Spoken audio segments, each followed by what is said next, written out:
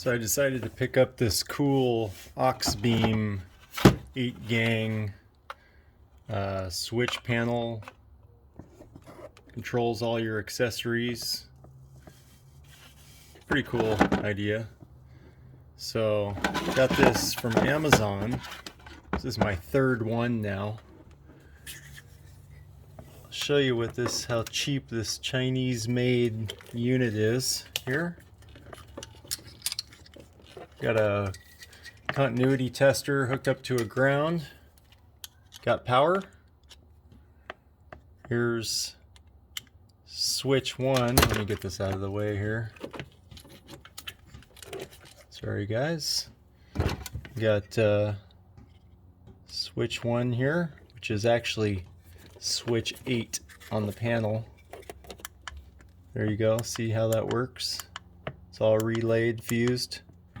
Go to 7, same thing. Come down here to 6, always on.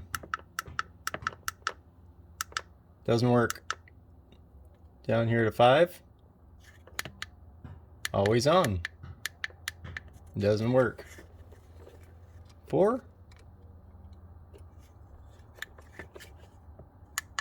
there you go, that works. 3, that one's working pretty good too.